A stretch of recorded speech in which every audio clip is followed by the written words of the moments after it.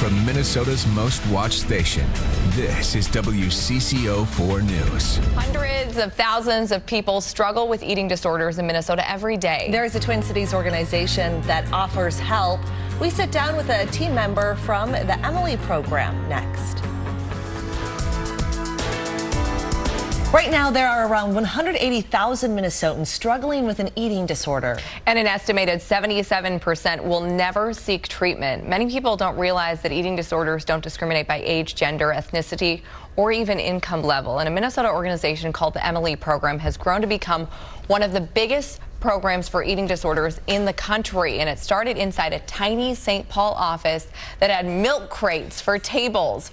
Right now, it is celebrating its 25th anniversary. And today we are joined by the program's Chief Strategy Officer, Jillian Lampert. Jillian, thanks so much for coming in. Thanks for having me. Well, 25 years, congratulations. Thank you. You've probably been able to help so many people here in this state and around the country as well. One thing that we just said kind of caught my attention. Only 77% of people seek help. Why is that? What are the barriers? I think the barriers are many. One of them is stigma and lack of information. People don't know that what they're struggling with is an eating disorder or an illness they can get treatment for.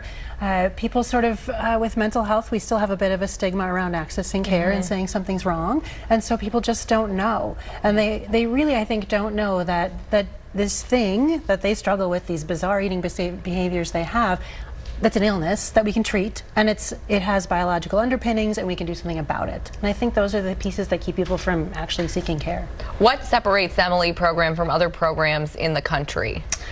Probably a number of things, but maybe our passion is probably the biggest piece, that we are an eating disorder program founded by people who have experienced eating disorders personally, created for people with eating disorders, designed with people with eating disorders needs in mind. And so we create this program that you can start at any level of care that you need and come all the way through it, and it's located close to home. You don't have to get on a plane to go to a far away, it's right here. With the leadership having that background, having maybe some of them suffered from eating disorders in the past, how does that help some of the patients moving forward?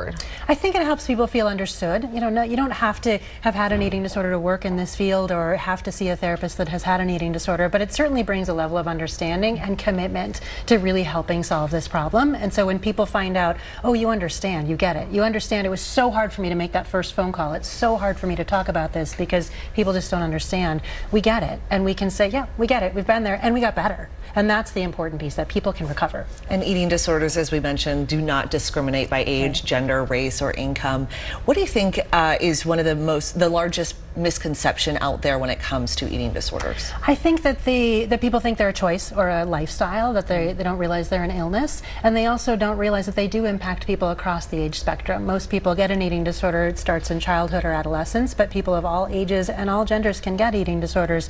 And knowing that, I think, helps people to say, oh, it's an illness, just like a broken leg or cancer or an infection. It's a serious illness that I need to do something about. Well, 25 years is a big milestone, so congratulations to you and everyone else who has worked for the program and gone through the program. Thank you so much. And you can learn more about the Emily program at WCCO.com/links.